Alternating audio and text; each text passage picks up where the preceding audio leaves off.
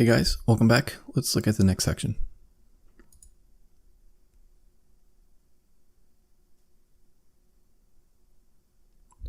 So next on our list, we're down to the D-images style sections. So the first one we'll look at is the image with text. This is actually one of my favorite sections. I find I use it quite a lot in the stores that I design. It's super versatile, as we'll see. So on the top, actually let's start by adding an image. So the way this section's laid out is we have an image on one side on the desktop, and then text on the other side, and an optional button. And on the mobile, it follows a similar pattern, but there's an image on top and text on the bottom. So if we actually add an image to this section, let's choose this guy. So we can see on mobile, then the image always defaults to the top with the text below and the button below that. And on the desktop, it has the image on the left by default with the text on the right. If we change the setting here in the desktop layout to switch it, we can actually move the image to the right side. So this is actually a nice feature to have if you have multiple of these sections on the same desktop screen, because you can kind of alternate left, right, left, and that gives you kind of a cool effect that you can play with. Notice that on the mobile screen, even though we did switch it to the right on the desktop, it still maintains this image on top, text below layout on the mobile. So this is a consistent layout on the mobile screen. Another setting we have on the desktop screen is to change the proportion of the image to text size.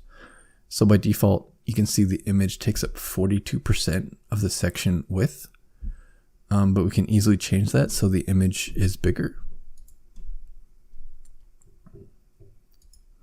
Or we can change it the other way so the image is smaller compared to the text. Another setting that we have, let's change it, make it a little bit bigger. Another setting that we have on the desktop is to actually change the width of the entire section. So let's align it to the left again, and notice it comes up about here. So if we make this section wider on desktop, you'll notice that this will expand outwards this way. And you can even notice that the image size grew a little bit because now the total width of this section is bigger than it was before. And then if we shrink it back, you'll notice that the image size decreases. So together, you can kind of use these two settings in tandem on the desktop to get the exact layout that you're looking for. The next settings, we have the color. So this is the background color of the entire section. And then this is the text color of the elements within the section.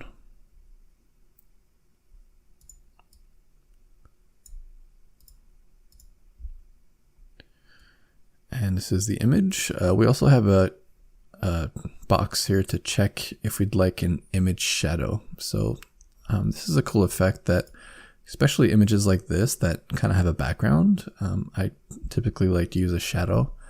Especially if it's like a testimonial type image where you have a customer testimonial here, then this looks pretty sharp like this because it looks like it's almost like a photograph with the image background. We can also include or not include the subheader. So in this case, the subheader refers to this text right here. So if we turn this off, then we can see that disappears. This is the text input for the subheader, and also the font size for the subheader, and the letter spacing for the subheader. This is the body text. So this would be this text element here. You can see that you can change the text here. Again, the font size, letter spacing, and then we also have a line height setting for this body text. So to illustrate that a little bit better, let's just expand this a little bit so we have multiple lines. And then if we increase the line height, you'll see that the space between the lines increases. So that's something you might want to play with as well. Lastly, we have the button. So this is another optional button, yes or no. And we can also change the text within the button colors. and where the button leads. So we can either create a link to any other page on our shop, or we can change the button to a go to bundle section button.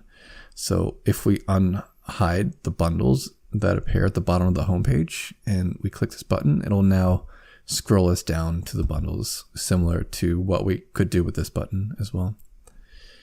And lastly, we have the standard top and bottom padding and the standard animations that we can choose from to show this section. So that's it for this one. Let's move on to the next image section.